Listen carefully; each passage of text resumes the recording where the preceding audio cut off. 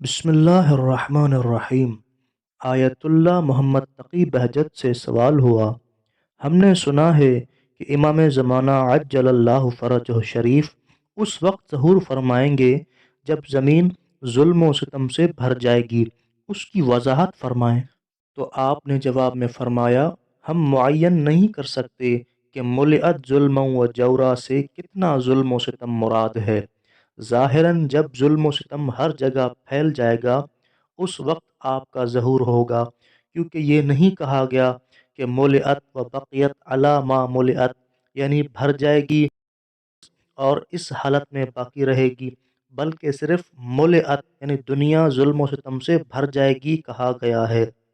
موجودہ دور ملئت ظلم و جورا کا زمانہ ہے، کیونکہ آج ایک بالشت زمین بھی ظلم و ستم سے خالی نہیں، لیکن ہم یہ نہیں کہہ سکتے کہ ملئت سے کتنا ظلم و ستم مراد ہے، کیونکہ زمانہ ظہور کی ساری خصوصیتیں معین نہیں ہیں۔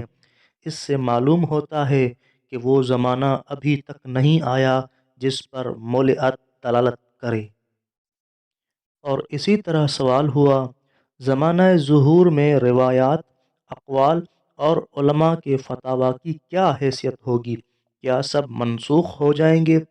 تو آپ نے جواب میں فرمایا، تمام روایات اور علماء کرام کے اقوال زمانہ ظہور تک باقی رہیں گے اور زمانہ ظہور میں بھی ہوں گے، کیونکہ جو کچھ بعد میں وقوع پذیر ہوگا پچھلے واقعات اور روایات کی شرح ہے، نہ کہ پچھلے واقعات کو منسوخ کرنے والا ہے۔ لہٰذا زمانہ ظہور میں یہ مطالب ہوں گے، ان سے استفادہ بھی کیا جائے گا۔ اسی طرح سوال ہوا، اگر کسی کی امام زمانہ عجل اللہ فرجہ شریف سے ملاقات ہو تو اس کا اعلان کرے یا اس کے لیے خاموشی بہتر ہے؟ تو آپ نے جواب میں فرمایا، یہ دعویٰ کرنے والے پر منحصر ہے۔ جہاں تک اس دعوے کو ماننے کا تعلق ہے، اگر آپ کو قرائن سے اس دعوے کی صداقت پر یقین ہو تو مان لیں۔ اور سوال ہوا، ہمیں امام زمانہ عجل اللہ فرجہ شریف سے ملاقات اور ان کی زیارت کا بہت شوق ہے، ہم کس طرح امام زمانہ عجل اللہ فرجہ شریف کی زیارت سے مشرف ہو سکتے ہیں؟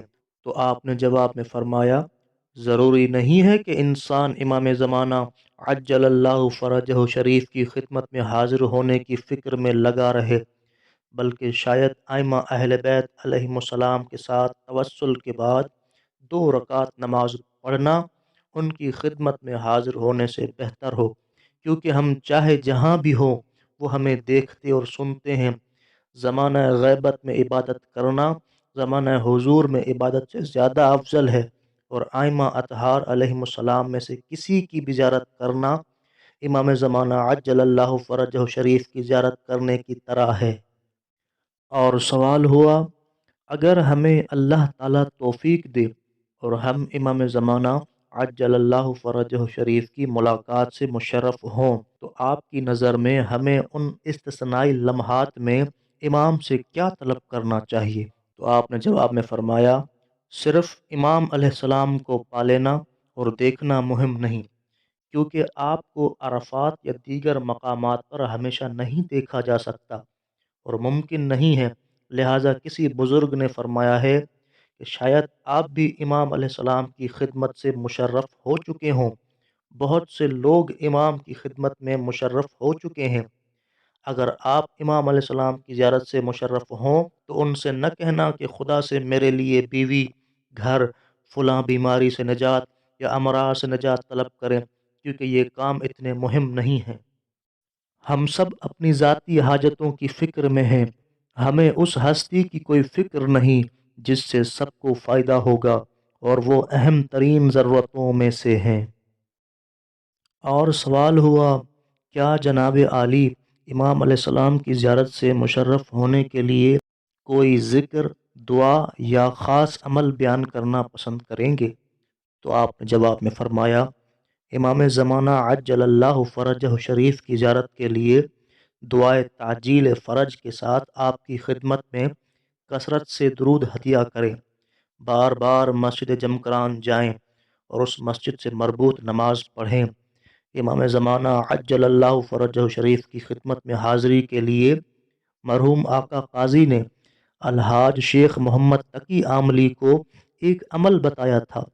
انہوں نے وادی السلام یا مسجد سہلہ میں عمل کا ورد کیا۔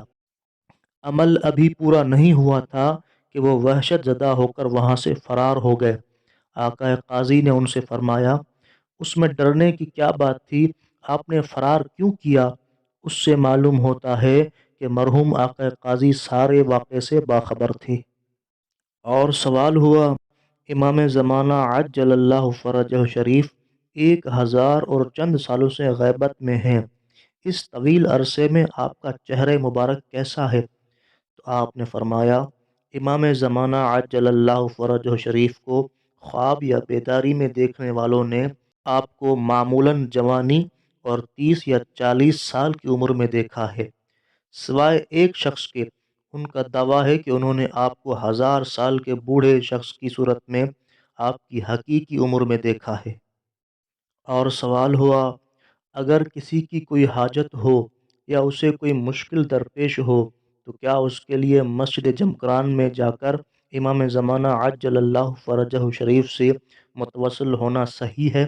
تو آپ نے فرمایا، کچھ نیک لوگوں نے امام زمانہ عجل اللہ فرجہ شریف سے سوال پوچھے، انہیں امام علیہ السلام نے جواب دیا، انہوں نے حاجت طلب کی، ان کی حاجت روائی ہو گئی۔ یہاں تک کہ کچھ لوگوں نے مسجد جمکران میں امام زمانہ عجل اللہ فرجہ شریف کی آواز بھی سنی ہے۔ ایک بزرگ جنہیں میں نے عالم بیداری میں دیکھا تھا، انہوں نے خواب میں مجھ سے فرمایا، آپ مسجد جمکران کیوں نہیں آتے؟ اور اسی طرح سوال ہوا، کیا امام زمانہ عجل اللہ فرجہ شریف مسجد جمکران میں تشریف لاتے ہیں؟ تو آپ نے فرمایا، ایک شخص جو مسجد جمکران میں بہت جاتا تھا، اس نے بتایا کہ میں نے مسجد جمکران میں اپنے آقا کو دیکھا ہے۔ آپ نے مجھ سے فرمایا، میرے عشاق سے کہو کہ ہمارے لیے دعا کریں۔ پھر آپ بغیر راستہ طے کرنے اور آہستہ آہستہ غائب ہونے کے فوراً میری نظروں سے اوجھل ہو گئے۔ اسی شخص نے اس واقعے سے ایک ہفتہ پہلے خواب میں بھی امام علیہ السلام کی زیارت کی تھی۔ ایک سید جو عمامہ نہیں پہنتے، مجلس پڑھتے ہیں اور مسائل بیان کرتے ہیں، حال ہی میں انہوں نے مسجد جمکران کے نزدیک گھر لیا ہے اور اب وہیں رہتے ہیں۔ انہوں نے کئی مرتبہ امام زمانہ عجل اللہ فرجہ شریف کی زیارت کی ہے۔ آپ مسجد جمکران سے نکلنے کے بعد غائب ہو جاتے ہیں۔ اور اسی طرح سوال ہوا، خدا ہمیں مسجد جمکران میں جانے کی توفیق دے تو ہمیں خدا اور امام زمانہ عجل اللہ فرجہ شریف سے کیا طلب کرنا چاہیے؟ رہنمائی فرمائیں۔ تو آپ نے جواب میں فرمایا، افسوس ہے کہ سب اپنی ذاتی حاجت روائی کے لیے مسجد جمکران جاتے ہیں اور نہیں جانتے کہ امام علیہ السلام نے بھی ان سے تعجیل ظہور کے لیے دعا کی التماس کی ہے۔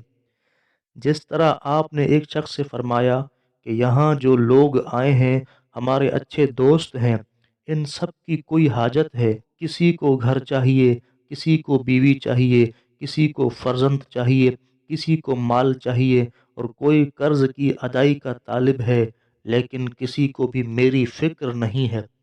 جی ہاں، 1000 سال سے امام علیہ السلام ہم سے دور ہیں، لہذا جو بھی اپنی حاجت کے لیے مسجد جمکران جیسے مقدس مقام پر جائے، اس کی سب سے بڑی حاجت واسطہ فیض یعنی امام زمانہ عجل اللہ فرجہ شریف کا ظہور ہونا چاہیے۔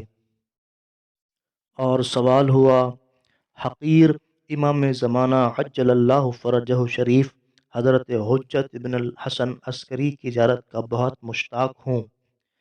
جناب عالی سے گزارش ہے کہ میرے لیے دعا کریں تاکہ میں اس سعادت تک پہنچ سکوں۔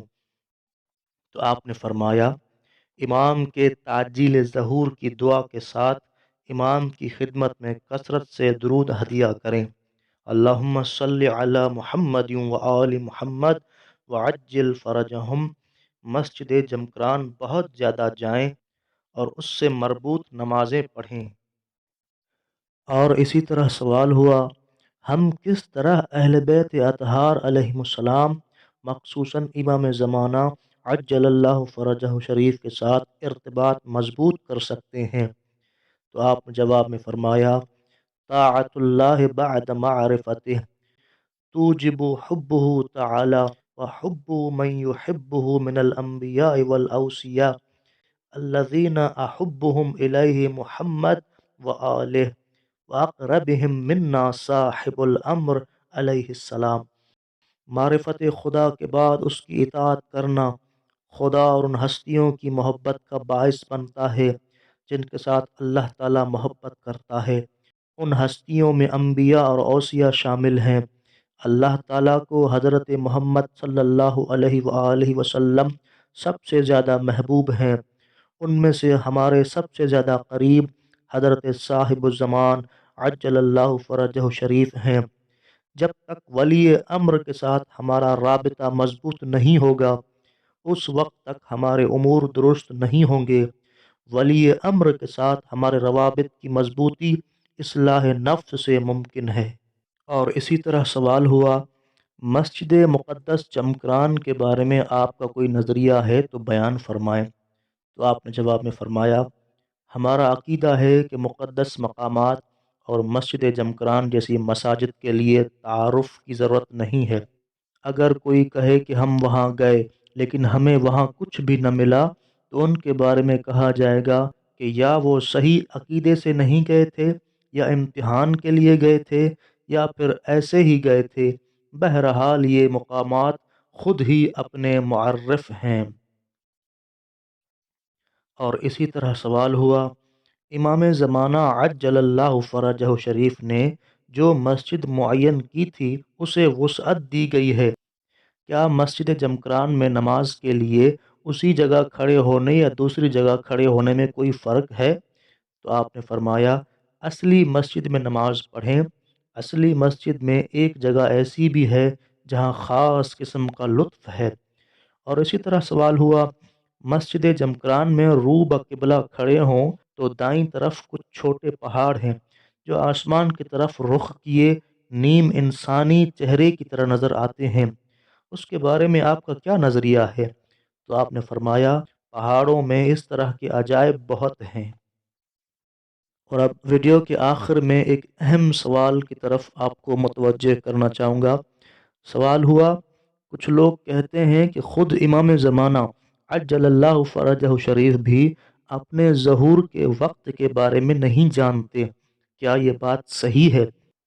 تو آپ نے جواب میں فرمایا امام جعفر صادق علیہ السلام نے ایک روایت میں فرمایا شیعتنا اصبر منا لأننا نصبر على ما نعلم وشیعتنا یصبرون على ما لا يعلمون، یعنی ہمارے شیعہ ہم سے زیادہ صابر ہیں کیونکہ ہم اس چیز پر صبر کرتے ہیں جس کے بارے میں جانتے ہیں، اور ہمارے شیعہ اس چیز پر صبر کرتے ہیں جس کے بارے میں نہیں جانتے۔ حضرت غائب علیہ السلام کا عجیب صبر ہے۔ آپ ہر وہ چیز جانتے ہیں جو ہم جانتے ہیں یا نہیں جانتے۔ آپ ہمارے تمام امور مشکلات اور پریشانیوں کے بارے میں جاننے کے باوجود اپنے روز موعود یعنی وقت ظہور کے منتظر ہیں۔ آپ کو معلوم ہے کہ آپ کب ظہور فرمائیں گے۔ یہ جو کہا جاتا ہے کہ آپ اپنے ظہور کے وقت کے بارے میں نہیں جانتے صحیح نہیں ہے۔